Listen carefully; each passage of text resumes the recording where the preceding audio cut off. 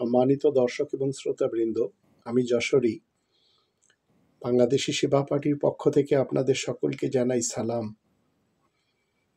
কোরআন মতে নতুন বাংলাদেশ অচিরেই একটি অকার্যকর এবং ব্যর্থ রাষ্ট্রে কেমনে পরিণত হতে পারে, এই ব্যাপারটি নিয়ে আমি কোরআন থেকে কিছু আয়াত তুলে ধরব, তাতে আপনারা বিস্তারিত জানতে পারবেন।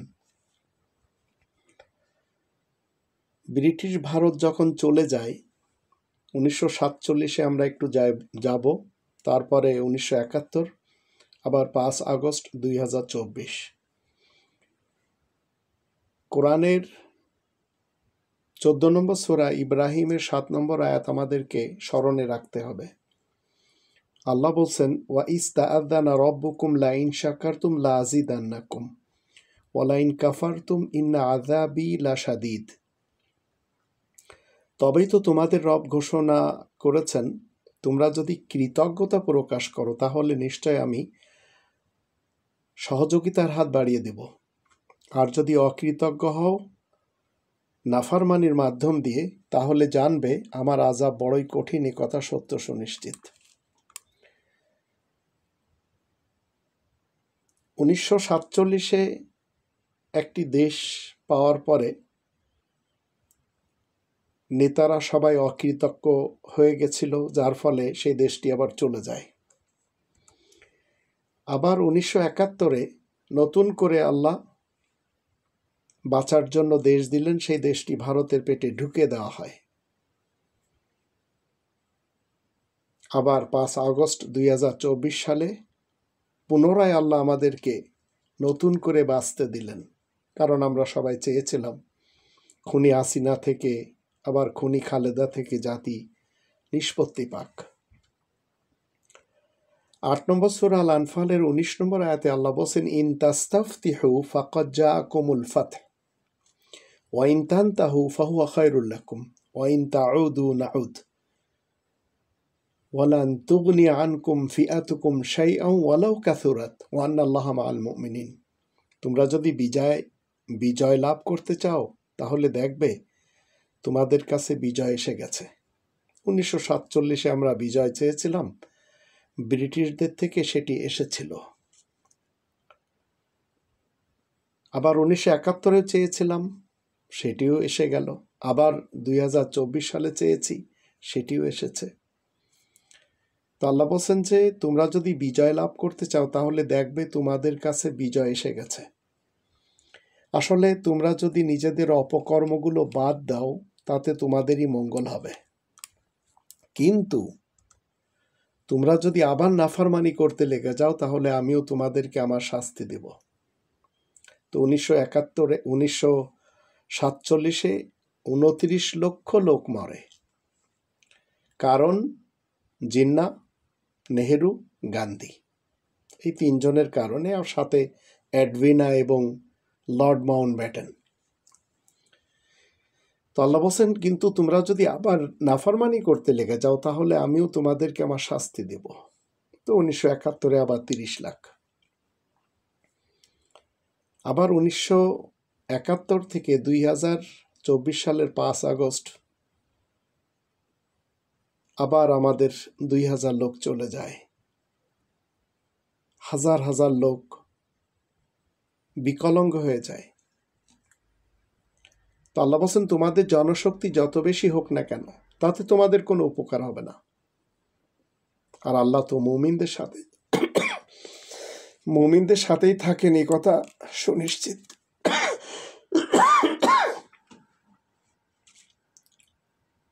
কুড়ি নম্বর আয়াতে আল্লাহ বলছেন, 8 নম্বর সূরা আল আনফাল, ইয়া আইয়ুহাল্লাযীনা আমানু, তোমরা যারা ঈমান এনেছো শোনো, আতিউল্লাহ ওয়া রাসূলাহু ওয়ালা তাওয়াল্লাউ আনহু ওয়া আনতুম তাসমাউন। তোমরা যারা ঈমান এনেছো শোনো, সবাই তোমরা আল্লাহ এবং আল্লাহ তাআলার বার্তাবাহক রাসূলের অনুগত হও, তোমরা তাতে বিমুখ হইও না এমন কথা শোনার পরে। 1947 থেকে 1971, আবার 2024-এর 5 আগস্ট, এই পূর্ব পাকিস্তান এবং পশ্চিম পাকিস্তান সব মুসলমানদের, শিয়া সুন্নি সালাফি মুসলমানদের ছিল। 1971 থেকে 5 আগস্ট 2024 মুসলমানদের ছিল। আবার এখন মুসলমানদেরই দেশ। 8 নম্বর সূরা আল আনফালের 21 নম্বর আয়াতে বলা হচ্ছে, ওয়ালা তাকুনু কাল্লাযীনা ক্বালু সামি'না ওয়া হুম লা ইয়াসমাউন। তোমরা তাদের মতো হয়ো না যারা বলে আমরা শুনে নিয়েছি কিন্তু আসলে তারা কিছু শোনে নাই। আমাদের দেশের অনেকেই এই কোরআন নিয়ে তামাশা করেছে 1971 থেকে, কন্টিনিউ তামাশা করেই অদ্যাবধি তারা এখনো জীবিত। কেউ বলছে বিএনপি শরিয়া আইনে বিশ্বাসী না, মির্জা ফখরুল ইসলাম আলমগীর। আবার কখনো বলছে বৌদ্ধ হচ্ছে শান্তির ধর্ম। আবার কখনো বলছে বিএনপি যে মতবাদ রাখে সেই মতবাদের সাথে রাজনীতির সাথে কোরআনের কোনো সম্পর্ক নেই। তো আল্লাহ বলছেন 8 নম্বর সূরা আল আনফালের 22 নম্বর আয়াতে, ইন্না শাররা দাওয়াবি ইনদাল্লাহি সুম্মুল বুকমুল্লাযীনা লা ইয়াকিলুন। আল্লাহ তাআলার কাছে নিকৃষ্টতর প্রাণী সেই যে বোবা, বধির, যারা মোটেই বুদ্ধি খাটায় না। এ কথা সত্য সুনিশ্চিত। তা আমাদের দেশে কিছু বুদ্ধিজীবী রয়েছে, কিন্তু আল্লাহ বলছেন আল্লাহ তাআলার কাছে নিকৃষ্টতার প্রাণী সেই যে বোবা এবং বধির, যারা মোটেই বুদ্ধি খাটায় না। এই কথা সত্য সুনিশ্চিত। তো আমাদের দেশে রয়েছে কুবুদ্ধিজীবী, কোনোভাবেও তারা এই কোরআনকে গ্রহণ করতে চায় না। তারা চায় আমাদের দেশটি দুটি ফ্যামিলি লুটে পুটে খাক, এক ফ্যামিলি যাক আর এক ফ্যামিলি আসুক, এবং শেখ মুজিবের, জিয়াউর রহমানের আর মুক্তিযোদ্ধার চেতনা বিক্রি করে দেশ ভারতের পেটে থাকুক। এখান থেকে বের হওয়ার দরকার নেই, কারণ ওই দুটি ফ্যামিলি আর যারা এই দুটি ফ্যামিলির সাথে বা এই দুটি পার্টির সাথে, ওরা এই দেশে খুব ভালো থাকে আর ওদেরকে লালন পালন করে দিল্লি, আর দিল্লির দাসখতের অধীনে এরা সাষ্টাঙ্গ প্রণিপাত করে। 8 নম্বর সূরা আল আনফালে 23 নম্বর আয়াতে আল্লাহ বলেন, ওয়ালাউ আলিমাল্লাহু ফীহিম খায়রান লা আসমাআহুম ওয়ালাউ আসমাআহুম লা তাওয়াল্লাউ ওয়া হুম মুরিদুন। আল্লাহ যদি ওদের মধ্যে কোনো কল্যাণ দেখতে পেতেন তাহলে ওদেরকে শোনার মতো তৌফিক অবশ্যই দিতেন। তাদেরকে এখনো যদি শোনানো হয় তাহলে ওরা মুখ ফিরিয়ে পালিয়ে যাবে। এই যে তিনটি চেতনা বিক্রি করে যারা খায়, এদের কাছে এই রব্বানি বিধানের ন্যূনতম কোনো দাম নেই। আর এদের সাথে রয়েছে, এই দুটি পার্টির সাথে রয়েছে উলামা লীগ এবং উলামা দল। ওরা আবার একে অপরকে কাফের জানে। 8 নম্বর সূরা আল আনফালের 24 নম্বর আয়াতে আল্লাহ বলেন, ইয়া আইয়ুহাল্লাযীনা আমানুস্তাজিবু লিল্লাহি ওয়া লির-রাসূল ইযা দাআকুম লিমা ইউহয়িকুম ওয়া আলামু আন্নাল্লাহা ইয়াহুলু বাইনাল মারই ওয়া কলবিহি ওয়া আন্নাহু ইলাইহি তুহশারুন। তোমরা যারা ঈমান এনেছো শোনো, সবাই তোমরা আল্লাহ ও বিশেষ বার্তাবাহক ও রাসূলের ডাকে সাড়া দিবে। তোমাদেরকে যখন এমন কাজে ডাকা হবে যাতে তোমরা কোরআনের নূর নিজের ভিতরে ধারণ করে আধ্যাত্মিকভাবে জীবিত থাকতে পারো। তোমরা জেনে রাখবে আল্লাহ মানুষ ও তার অন্তরের মধ্যে সর্বদা হুলুল তথা জাগ্রত হয়ে থাকেন।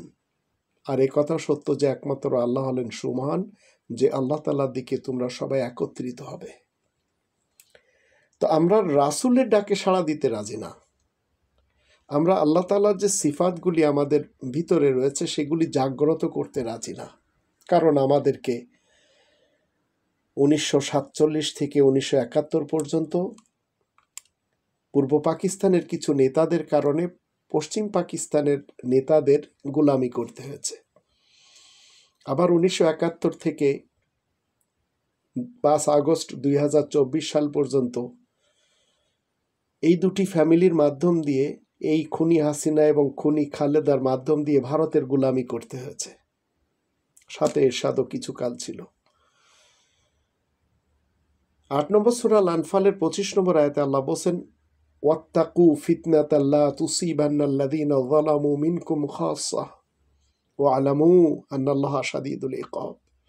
তোমরা সবাই সেই ফিতনা ফাসাদকে ভয় করো, যা শুধু তোমাদের মধ্যে যারা অত্যাচারী কেবল তাদেরকে ক্লিষ্ট করবে না। তোমরা জেনে রাখো আল্লাহ বড়ই কঠোর শাস্তি দানকারী। তো আমাদের দেশে এই আয়াতের দৃষ্টিতে কখনো গ্রেনেড হামলার ঘটনা, পিলখানার ঘটনা, হলি আর্টিজেনের ঘটনা, শাপলা চত্বরের ঘটনা, ছাত্রদের বুকে গুলি চালানো, 63টি জেলাতে বোমা বিস্ফোরণ, এগুলো দেখতে হলো। তো এর জন্য আতঙ্কে থাকতে হলো জাতিকে।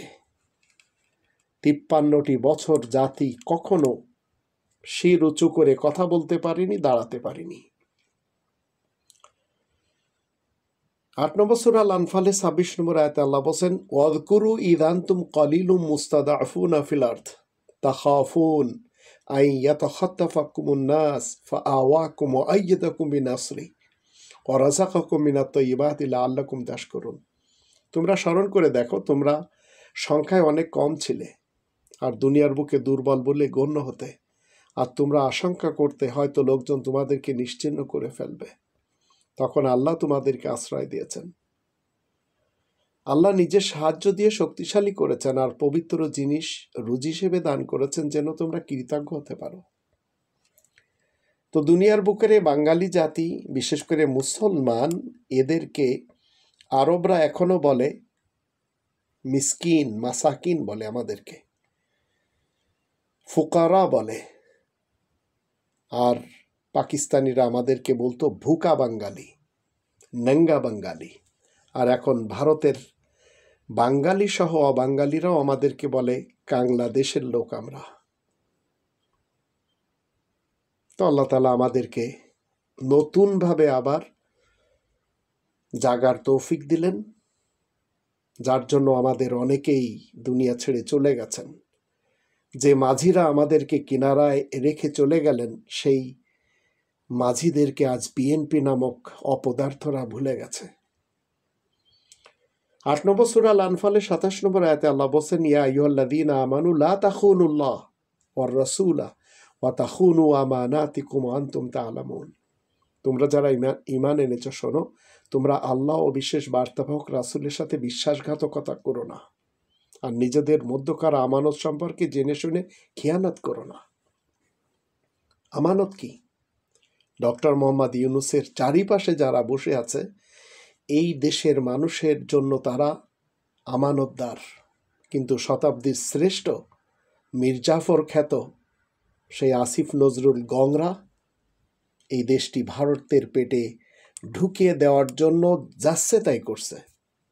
আল্লাহ তাআলা নিষেধ করেছেন, বিশ্বাসঘাতকতা করো না, এবং তারা করে চলেছে, আর তারা করেই চলবে। এবং তাদের কিছু সন্তান রয়েছে যারা আগুন জ্বালাবে, ভারতের গোয়েন্দা সংস্থা রয়ের অধীনস্থ হয়ে তারা এই দেশকে যাচ্ছে তাই করে দিবে।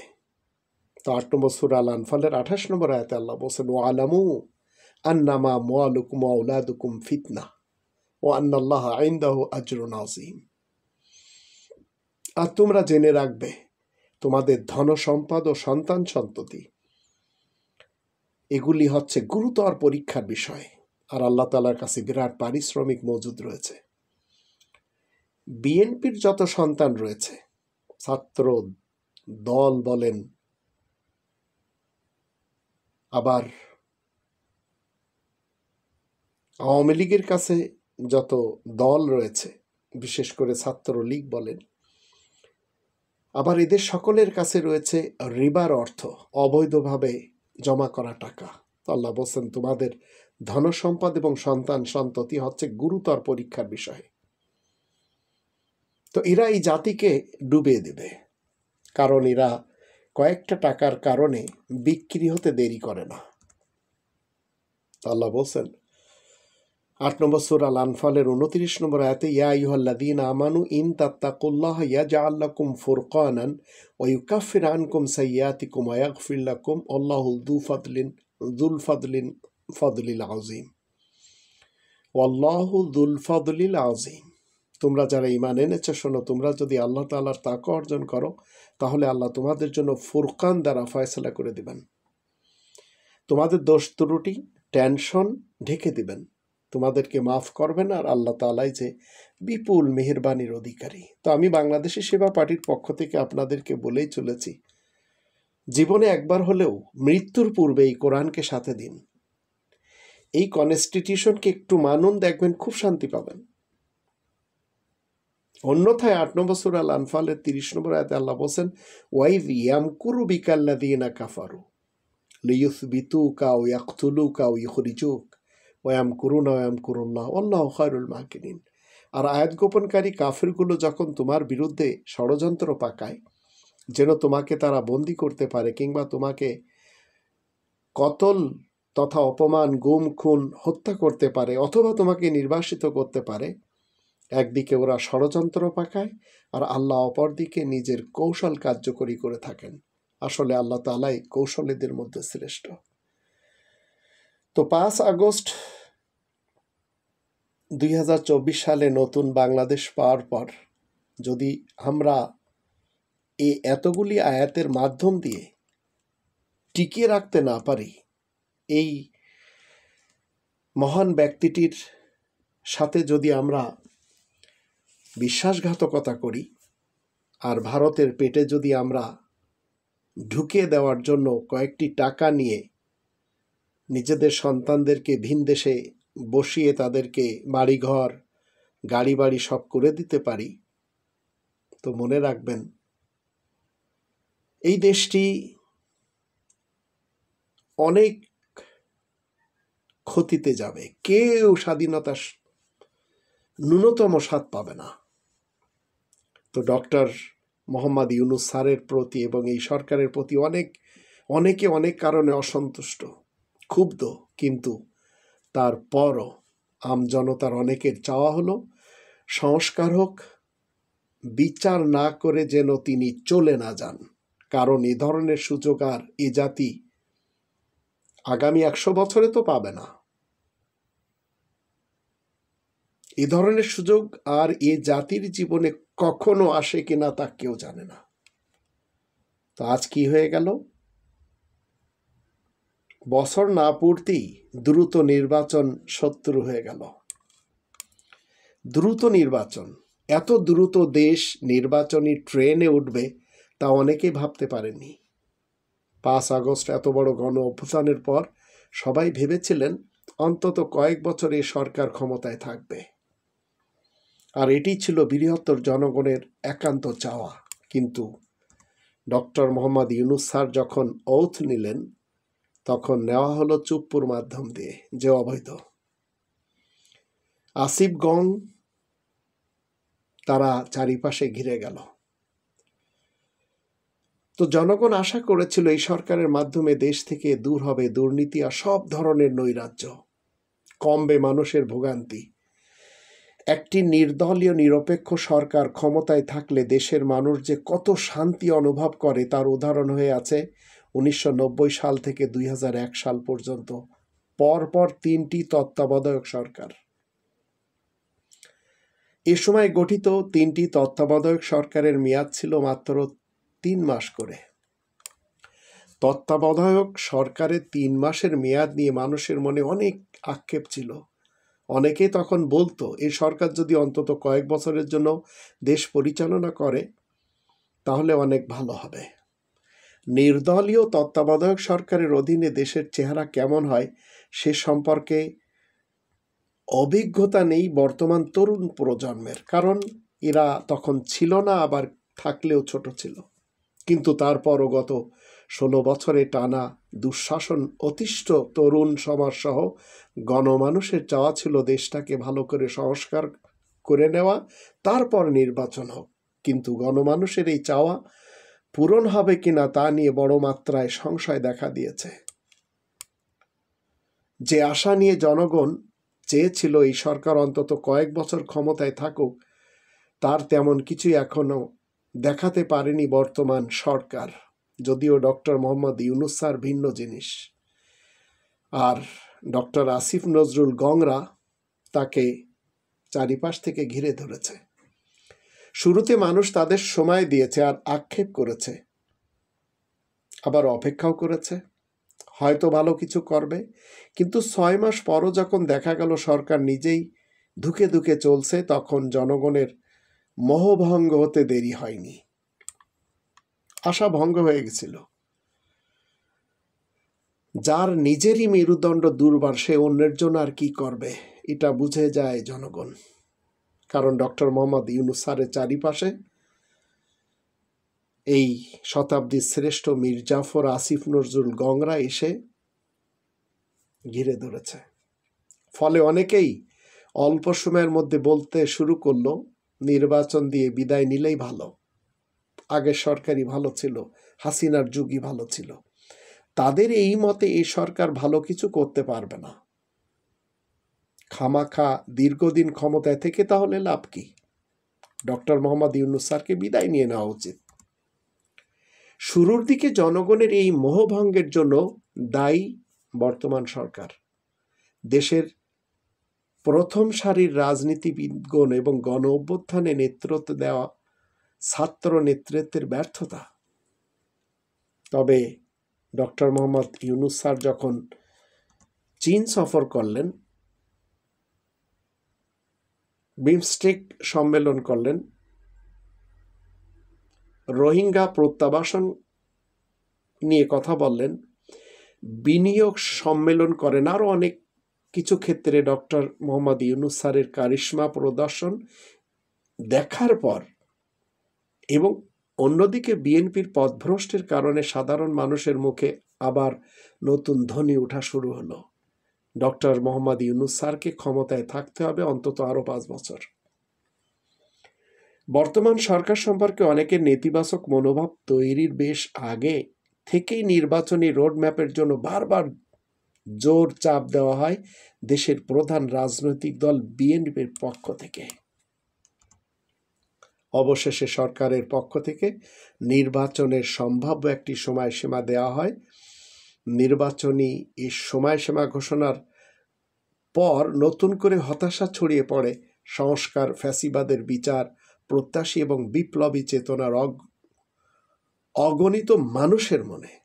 কারণ 7 মাস পার হয়ে গেছে, তেমন কিছু হলো না। নির্বাচনের সম্ভাব্য তারিখ ঠিক থাকলে সামনে আছে আর মাত্র 10 মাস বা 1 বছর। অল্প দিনের মধ্যেই দেশে শুরু হয়ে যাবে নির্বাচনী প্রচারণার ঢামাঢোল। ইতিমধ্যে কয়েকটি এলাকায় কোনো কোনো দলের প্রার্থী চূড়ান্ত হয়ে গেছে। তার মানে সংস্কার আর পরিবর্তনের আকাঙ্ক্ষা কেবল স্বপ্নই থেকে যাবে মানুষের মনে। আর নির্বাচনের ডামাঢোলের মধ্যে খুব শিগগিরই হারিয়ে যাবে সব কিছু। 2000 মানুষের জীবন দেওয়া ভুলে যাচ্ছে সবাই। এত বড় গণ অভ্যুত্থানের মাধ্যমে 16 বছরের দীর্ঘ ফ্যাসিবাদী শাসন ব্যবস্থাকে অপসারণের পর যে মাত্রায় দেশে সংস্কার প্রয়োজন, তা যে এ স্বল্প সময় আদৌ সম্ভব না, তা সবার কাছে পরিষ্কার।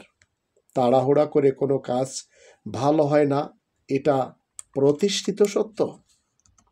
তাই দ্রুত নির্বাচন, এবং যারা দ্রুত নির্বাচনের গীত শুরু করেছেন, তসবি টিপা শুরু করেছেন, তাদেরকে এখন শত্রু মনে করছে সাধারণ মানুষের অধিকাংশরা। 2008 সাল থেকে নির্বাচনের নামে জাতির সাথে ফ্যাসিস্ট আওয়ামী লীগের তামাশা দেখেছে এদেশের নির্বাচন পাগল মানুষেরা। বহুকাল ধরে ভোটের জন্য অপেক্ষা করছে মানুষ, কিন্তু ভোট পাগল সেই মানুষ এখন বলছে আমরা নির্বাচন চাই না। আমরা চাই ডক্টর মোহাম্মদ ইউনূস স্যারের সরকার আরও 5 বছর ক্ষমতায় থাকুক, দেশ ঠিকঠাক হওয়ার পর নির্বাচন হোক। যদিও এই আসিফ নজরুল গংরা সেটি করতে দেবে না। সংস্কারের রূপরেখা প্রণয়নের পাশাপাশি দেশে চলছে জুলাই আগস্ট গণহত্যার বিচার, তাও ঠিকমতো আসিফ নজরুল চাচ্ছে না। এ বিচারও তাড়াহুড়া করে শেষ করা সম্ভব নয় স্বল্প সময়ের মধ্যে। কেবল জুলাই গণহত্যা নয়, শাপলা চত্বর গণহত্যা, বিডিআর হত্যাকাণ্ড সহ গত 16 বছরে দেশে যত গুম, খুন, জঙ্গি নাটক এবং মানবতা বিরোধী অপরাধ সংগঠিত হয়েছে, তার তারও বিচার হতে হবে। এর একটিও তাড়াহুড়োর কোনো কাজ না। কিন্তু ভারত চাচ্ছে এগুলি কোনো কিছু যেন না হয়। নির্বাচিত সরকার ক্ষমতায় এসে দেশ সংস্কার করবে এবং চলমান এই বিচার সঠিকভাবে সম্পন্ন হবে এমনটা বিশ্বাস করতে পারছে না জনগণের অধিকরা। বাংলাদেশে 1990 সালের পর থেকে সুষ্ঠু নির্বাচনের মাধ্যমে পরপর 3টি নির্বাচিত সরকার দেশ পরিচালনা করেছে, কিন্তু তারা জনগণের কাছে এখন পর্যন্ত এই আস্থা এবং বিশ্বাস অর্জন করতে পারেনি, এমনকি একটি সুষ্ঠু নির্বাচন করবে সে বিশ্বাসও অর্জনেও ব্যর্থ হয়েছে। গণতান্ত্রিকভাবে নির্বাচিত প্রতিটি সরকার, প্রতিটি মানেই হচ্ছে এই দুটি ফ্যামিলি। অপরদিকে অনেকে কি মনে করছেন, এ সরকারের মাধ্যমে প্রকৃত সংস্কার আসলে সম্ভব নয়, কারণ জুলাই আগস্ট গণ অভ্যুত্থানের যে আকাঙ্ক্ষা ছিল সে অনুযায়ী এ সরকার গঠন করা যায়নি। ডক্টর মোহাম্মদ ইউনূস স্যারের চারিপাশে ঘের দেওয়া হয়েছে, প্রাচীর দেওয়া হয়েছে, দেওয়াল দেওয়া হয়েছে ভারতের পাচাটাদের মাধ্যম দিয়ে। এগুলি নিয়ে অনেকে কথা বলেছেন। ডক্টর কনক সরোয়ার বলেন, সাংবাদিক ইলিয়াস বলেন, পিনাকি ভট্টাচার্য বলেন, মাহমুদুর রহমান বলেন। তো সরাসরি সরকারের বেশ কয়েকজন উপদেষ্টার বিরুদ্ধেও সামনে এসেছে গুরুতর সব অভিযোগ, আরও আসবে। রাষ্ট্রের বিভিন্ন গুরুত্বপূর্ণ বিভাগের গুরুত্বপূর্ণ অনেক পদে এখনো বসে আছে ফ্যাসিবাদের অনেক চিহ্নিত দোসর এবং কুখ্যাত অনেক অপরাধীরা। তারা নানাভাবে কলকাঠি নাড়ছে বর্তমান সরকারকে ব্যর্থ করার জন্য এবং ফ্যাসিবাদকে ফিরিয়ে আনার জন্য। সেজন্য অনেকের এখন সবচেয়ে বড় চাওয়া অন্তর্বর্তী সরকারের মধ্যে সংস্কার আনা হোক। এই সরকার ভেঙে দিয়ে নতুন করে একটি বিপ্লবী সরকার গঠন করা হোক, সর্বস্তর থেকে দেশকে ফ্যাসিবাদ মুক্ত করা হোক। সেটা সম্ভব না হলে অন্তত বিতর্কিতদের সরিয়ে দিয়ে প্রকৃত দেশপ্রেমিকদের মধ্য থেকে নতুন উপদেষ্টা নিয়োগ করা হোক।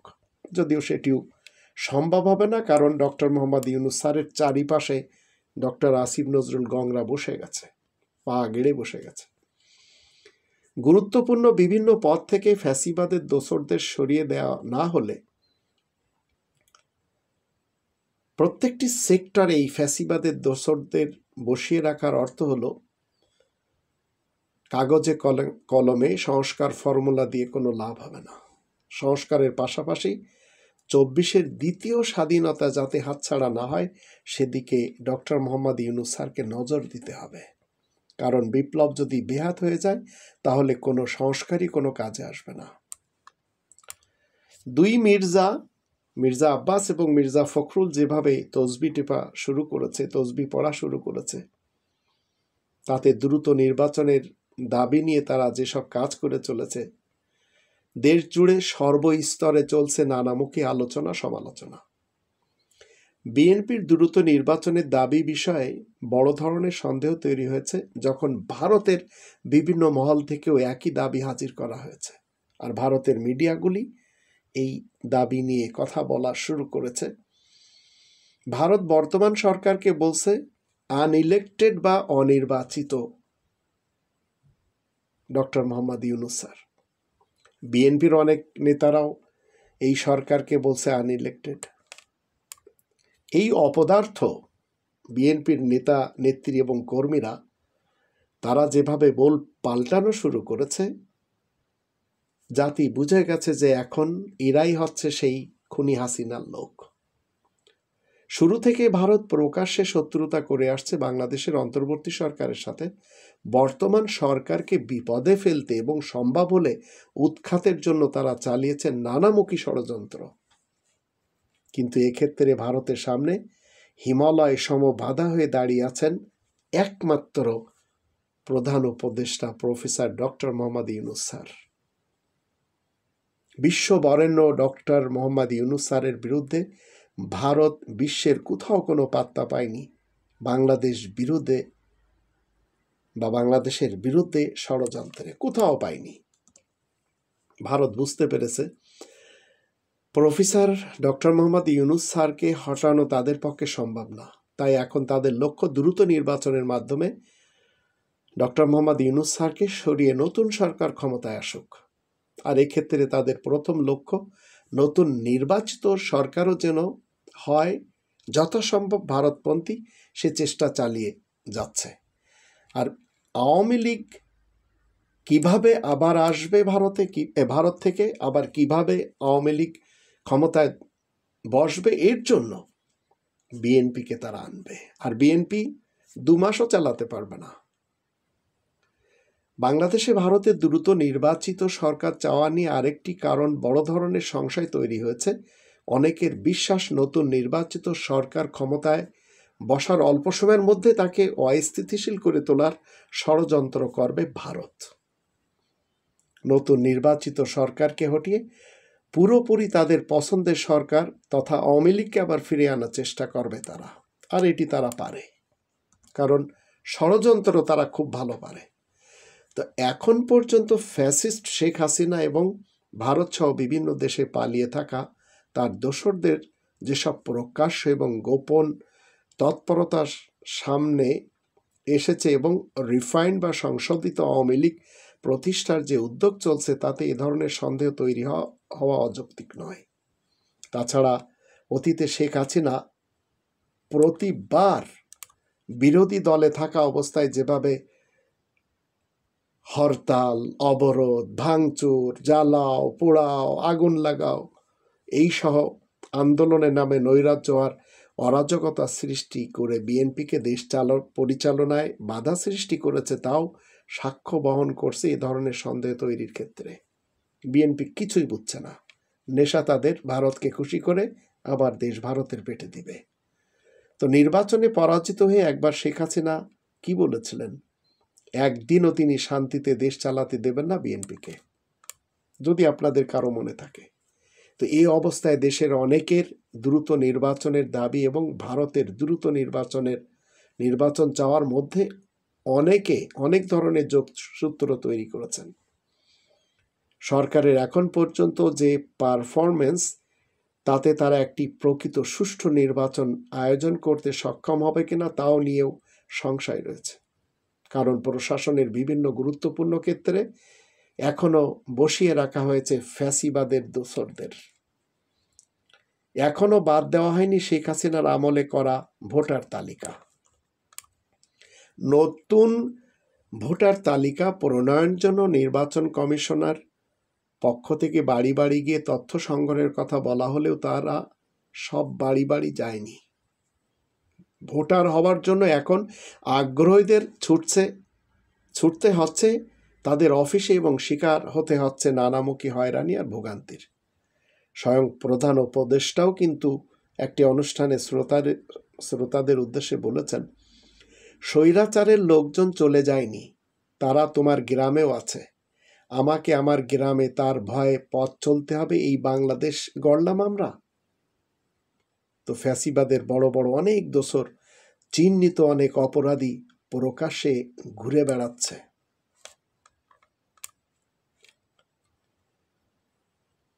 এখন আমাদেরকে চিন্তা করতে হবে, সর্বক্ষেত্রে চিন্তা করতে হবে। এই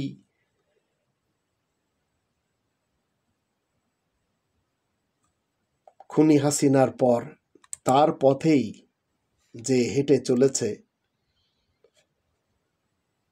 এই বিএনপি, এরা কোনোভাবেও কি আমি এদেরকে বলতে পারবো যে এরা এই জাতির জন্য কল্যাণ কিছু বয়ে আনবে? কোনোভাবেও তো আনবে না। কোনোভাবেও কি আনবে? যেভাবে তাদের বড় বড়রা কথা বলা শুরু করেছে, তাতে বিশ্বাস করেন এরা আমাদেরকে হতাশার মধ্যে ফেলে দিয়েছে। তারা বিভিন্ন এলাকায় আন্দোলনকারীদের বাড়িঘরে আগুনও দিচ্ছে, পাল্টা আঘাতও শুরু করেছে। এই খুনি হাসিনার এই ফ্যাসিবাদের বড় বড় অনেক দোসর। এমনকি গাজীপুরে একজনকে কুপিয়ে হত্যা করেছে, চট্টগ্রামেও একজন আন্দোলনকারীকে কুপিয়ে হত্যা করেছে আওয়ামী সন্ত্রাসীরা। বিদেশে পলাতক এক আওয়ামী লীগ নেতা দেশে তার সন্ত্রাসী বাহিনী দিয়ে কি বলা হয়েছে কি বিএনপি জামাতের লোকদের বাড়িঘরে আগুন দিতে হবে। এখন চিন্তা করে দেখুন, এটি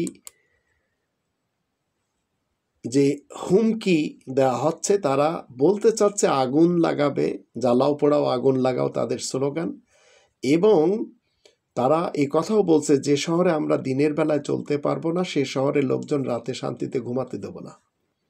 তো ফ্যাসিবাদের দোসর আর আওয়ামী সন্ত্রাসীদের এই ধরনের হুমকি আর আস্ফালনের কাজ নতুন করে নিরাপত্তাহীন অনেক ফ্যাসিবাদ বিরোধী তারা করেই চলেছে।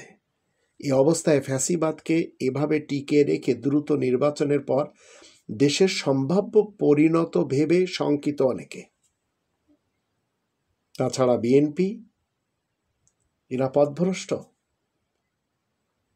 ভারত বিষয়ে তাদের নতজানু অবস্থান। দিল্লির দাসখতের অধীনে সাষ্টাঙ্গ প্রণিপাত করে বসে আছে। শীর্ষ পর্যায়ের নেতাদের আওয়ামী এবং ভারতের সুরে বক্তব্য, সংবিধান পরিবর্তন, সংস্কার, প্রেসিডেন্ট চুপ্পু ইস্যু, আওয়ামী লীগ করাসহ বিভিন্ন বিষয়ে বিএনপির অবস্থান এবং তৃণমূল পর্যায়ে বিএনপির নেতাকর্মীদের ব্যাপক ভিত্তিক চাঁদাবাজি এবং আওয়ামী লীগের লোকজনকে আশ্রয় দান সহ নানাবিধ ঘটনার কারণে বিএনপির বিষয়ে মোহভঙ্গ হতে শুরু করেছে সাধারণ ভোটারদের। প্রধান উপদেষ্টা প্রফেসর ডক্টর মোহাম্মদ ইউনূস 12 ফেব্রুয়ারি আয়নাঘর পরিদর্শনে গিয়ে আয়নাঘর বিষয়ে বলেছিলেন, এ থেকে যদি আমরা বের হয়ে আসতে না পারি তাহলে এ সমাজ টিকবে না। প্রধান উপদেষ্টা যথার্থই বলেছেন, 16 বছর ধরে চলা ফ্যাসিবাদী শাসনামলের এত সব বিভৎসতার যদি বিচার না করা হয়, এই কলঙ্ক না মুছে যদি বাংলাদেশ আবার আগের মতোই পথ চলা শুরু করে, তবে বাংলাদেশ অচিরেই একটি অকার্যকর এবং ব্যর্থ রাষ্ট্রে পরিণত হতে পারে। জনগণের একান্ত চাওয়া প্রকৃত অর্থে দেশের সংস্কার এবং আওয়ামী লীগের অপরাধীদের বিচার করা। তাদের এই একান্ত চাওয়ার পথে দ্রুত নির্বাচনকে অন্তরায় হিসেবে মনে করছেন সাধারণ মানুষ। তো ডক্টর মোহাম্মদ ইউনূস সরকারের প্রতি অনেকে অনেক কারণে অসন্তুষ্ট থাকলেও, ক্ষুব্ধ থাকলেও আম জনতার এখন চাওয়া হলো সংস্কার এবং বিচার না করে তিনি যেন চলে না যান। কারণ তিনি চলে গেলে এ ধরনের সুযোগ আর এ জাতি জীবনে কখনো আর পাবে না। এটি সত্য কথা। কোরআনের এই আয়াতগুলি যদি আপনারা একটু চিন্তা করে দেখেন যে আল্লাহ রাব্বুল আলামিন আমাদেরকে বারবার আমাদেরকে কি দিচ্ছেন? সুসংবাদ দিচ্ছেন। আমরা চাচ্ছি আর আল্লাহ দিচ্ছেন। তো বিএনপিও ভারতের এখন দালাল হয়ে আছে। ভারত যেমন চায় না global star professor doctor Mohammad Yunus স্যারের অধীনে বাংলাদেশে কোনোভাবেই উন্নতি হোক, এটি চায় না। তারা চায় উন্নতি না হোক। আমেরিকা কিংবা মালয়েশিয়ার মতো পরিবর্তন না হোক, এটিও ভারত চায়। ঠিক বিএনপিও চায় এ দেশের উন্নতি না হোক। উন্নতির ভাগ যদি দেশ থেকে কমে যায় তাহলে ক্ষমতায় এসে বিএনপি দুর্নীতি করে কিভাবে খাবে, কিভাবে চলবে? এই তাদের চিন্তা ভাবনা ভারতের সাথে, আর ভারতের পথে পা চেটে চলছে বিএনপি। ভারত চলে বাংলাদেশের টাকা পয়সায়, তাদের বড় একটা অংশ। Global star doctor professor Mohammad Yunus sir যদি ভারতকে পিছিয়ে রেখে অন্যান্য দেশের সহযোগিতার মাধ্যম দিয়ে বাংলাদেশকে উন্নতি করে ফেলেন, তাহলে ভারত এবং বিএনপির মতো অনাহারে থাকতে হবে। যেমন আমরা ভারত থেকে চিকিৎসা সেবা থেকে শুরু করে বাণিজ্য, রপ্তানি চুক্তি, ট্রাভেল ইত্যাদি টাকা দিয়ে যা সহযোগিতা পায় তার সব কিছু একেবারে বাতিল করে দেয় জনগণের এই ইউনূস। তাহলে ভারত অচল। তাই ভারতের নতুন দালাল, নতুন এজেন্ট বিএনপিকে হাত করেছে। বিএনপি ভারতের সাথে সামিল হয়ে গেছে। ভারত এবং দ্রুত নির্বাচন দুজন একসাথে চাচ্ছে। ভারতও চায়, বিএনপি দ্রুত নির্বাচন চায়। সংস্কারের মাধ্যমে বাংলাদেশ বেশি উন্নত হলে বিএনপি ভারতের কোনো বিকল্প কিন্তু আর থাকবে না খাওয়ার। সেই জন্য উঠে পড়ে লেগেছে নির্বাচন নিয়ে ক্ষুধার্ত দল। 5 আগস্ট 2024 সালের গণ অভ্যুত্থানের সরকার প্রধান উপদেষ্টাকে তারা নির্বাচন করে দেশে নৈরাজ্য সৃষ্টি করে যাচ্ছে দালালগুলো। অতিষ্ঠ তিক্ত করে দিয়েছে জনগণকে এবং অতিষ্ঠ করে দিয়েছে প্রধান উপদেষ্টাকেও। তো আমাদের সচেতন থাকা জরুরি, আমাদের অনুভব করার প্রয়োজন। আরও দলগুলোকেও আমাদের সময়ের প্রয়োজন। যাদেরকে আমরা আগামীতে নির্বাচনের মাধ্যমে দেশের দায়িত্ব তুলে দেব, তাদেরকে আরও চেনার প্রয়োজন রয়েছে। তারা আসলে গ্রহণযোগ্য কিনা দেশের এবং জনগণের জন্য, সেটাও আমাদেরকে চিন্তা করতে হবে।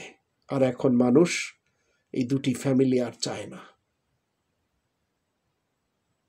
আসুন আমরা সবাই ডক্টর মোহাম্মদ ইউনূস স্যারের সাথে দেই, আর দেশকে এবং জনগণকে সামনের দিকে এগিয়ে নেওয়ার জন্য আমরা তার সহযোগী হই। নইলে কোরআনের যে আয়াতগুলি আপনাদেরকে শোনানো হলো, তাতে বাংলাদেশের অস্তিত্ব আর থাকবে না। যদি আমরা ফেল হয়ে যাই আর ডক্টর মোহাম্মদ ইউনূসের চারিপাশে যে শতাব্দীর শ্রেষ্ঠ মির্জাফর খ্যাত ডক্টর আসিফ নজরুল গংরা ভারতের হয়ে কাজ করে চলেছে, তাতে জাতি ডুবে মরবে। তাই আসুন আমরা যেন আল্লাহ তাআলার মেহেরবানিতে এই মহান ব্যক্তির সাথে দিতে পারি আর দেশকে এগিয়ে নিয়ে যেতে পারি। আর আমরা বাংলাদেশি সেবা পার্টির পক্ষ থেকে ততক্ষণ পর্যন্ত ডক্টর মোহাম্মদ ইউনূস স্যারের সাথেই রয়েছি, যতক্ষণ তিনি রব্বানি প্ল্যান মতে দেশকে পরিচালনা করবেন। ওমা আলাইনা ইল্লাল বালাগুল মুবিন।